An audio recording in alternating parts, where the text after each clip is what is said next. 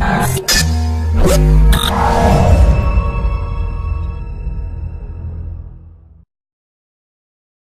someone needs to learn how to troll, they need to learn it from Bartolomeo. Hello and welcome. This is Divins from Oro Jackson, and today I'll be summarizing and reviewing One Piece episode 627 titled Warriors Rivalry, the Fiery B Block. As always, let's get to the summary. Don Shinjao had appeared last episode and revealed Lucy's true identity as Luffy, and he had also mentioned his grandfather Garp's name. The only two people currently who know Luffy's true identity are Shinjao and Cavendish.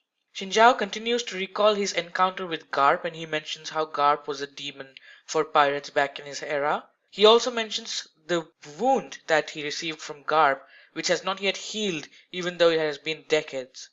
Cavendish turns hostile on Luffy after learning his true identity, but Shinjao is clearly the one more upset and wishes to make Luffy pay for what his grandfather had done to him. Shinjao attacks Luffy as the other gladiators witnessing this in the waiting room mention that Shinjao may have grown weaker after aging, but in his prime he had a bounty of over 500 million belly. Cavendish wishes to be the one to kill Luffy and asks Don Shinjao to back off. When words don't work, Don Shinjao and Cavendish clash. Cavendish uses his sword, the Durandal, which is one of the greatest swords in the world.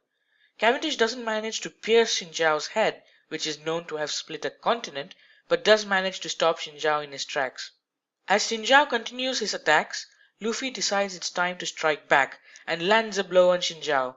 However, even that wasn't enough to stop him. Finally, Sai and Boo, Shinjao's grandchildren, had to appear to stop him due to the fear of getting eliminated from the tournament.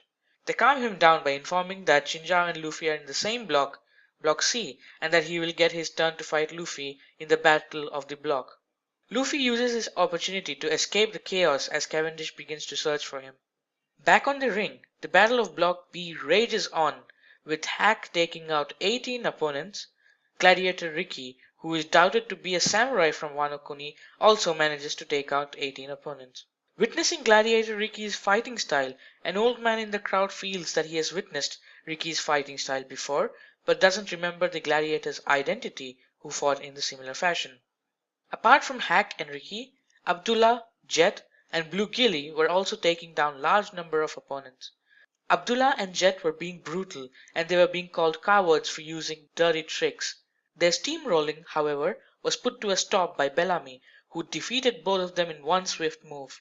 While all the chaos and battle was taking place in the center of the ring, with Blue Gilly taking on Ricky and the others concentrating around King Elizabeth, Bartolomeo continued to anger the crowd, this time by taking a leak into the water surrounding the Colosseum ring.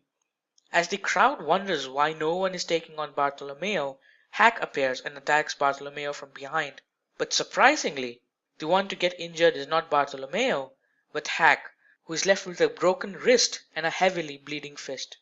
Now that we are done with the summary, I'll move on to the review. This episode felt a bit iffy in a few places, especially the scenes including Shinjao attacking Luffy and Cavendish could have been done better. In fact, they should have been done better. It didn't feel smooth, and it felt like Shinjao was trying to swat flies. The clash between Cavendish's sword and Shinjao's head also felt a bit weird. Overall, I feel they could have done a much better job, and the only thing that stood out in this episode was Bellamy. It felt like he got some extra love from the animators. His attack on Abdullah and Jet was done well.